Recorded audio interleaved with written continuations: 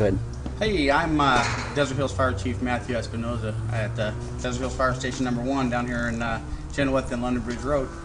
Talk to you guys a little bit today about the importance of not showing up at our fire scenes when we have it. I know that whenever you see smoke, that everybody wants to always drive out and see what's going on out there, but the trouble with that is that it kind of clogs up our fire scenes, and in the course of doing so, it makes it really difficult for our firefighters to do their jobs. With the sheriff's office limited resources and such, it forces our firefighters to have to deal with traffic control instead of fighting the fires. So one of the big things is when you see a lot of smoke, tune into Havasu Scanner Feed, hear what's going on, see what's going on, but don't come down and take a look, because it, like I say, it just makes our job harder, which in turn makes it harder to protect you. The Desert Hills Fire Department has 10 different apparatus involving a whole slew of different type of vehicles. This engine here is a 2005 KME. It's almost paid for. We've got about a payment and a half left on it, about $50,000. It carries 2,000 gallons of water, 150 gallons of Class A foam, can carry 6 firefighters to our emergency scenes. This apparatus by itself can pretty much put out a residential type structure fire. It's backed up by a slew of heavy tankers and light tankers, and then a whole bunch of rescue vehicles and other pumper engines. This engine here will flow at 1,250 gallons per minute of just water, and then it, like I say, it can project Class A foam as almost like a shaving cream. We can paint anything we want with it, so it works out really good. It allows us to put out fires real fast, and in turn increase firefighter safety.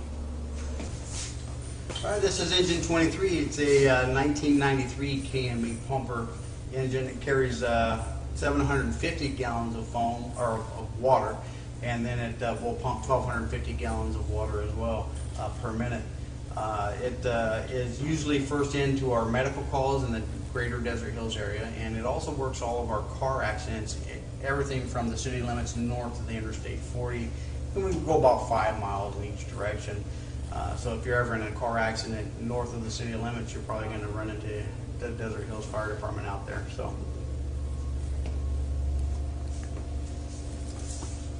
All right, this is engine 22. It's our oldest piece of apparatus that we have on the floor. It was purchased brand new as our first brand new fire truck we ever purchased back in 1978. It's a Ford C750 chassis, carries 500 gallons of water, has a 500 GPM pump on it, and it is basically designed to be quick attach. As you can see, it's only about 22 feet long, so it can navigate through some of these desert washes pretty good, and it has just a really good access to our wildland areas.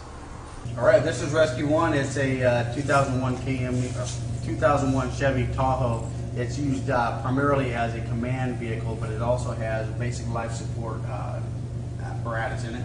It carries backboards, and it carries defibrillators and all the stuff an EMT is going to need.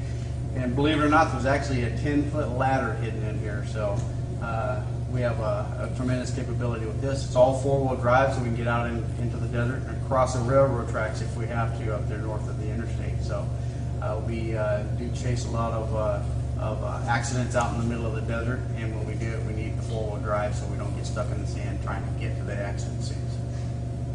Okay. All right, this is a 2004 F450. It's used primarily for wildland firefighting. It's a 4-wheel drive, carries a club cab, and then it has a fire pump, and all the wildland apparatus that we need for fighting wildland fires is in the back.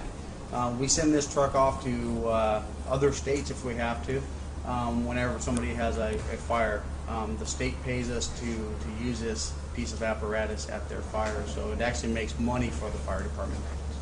It can carry a crew of 3, and it can be gone for as long as a month.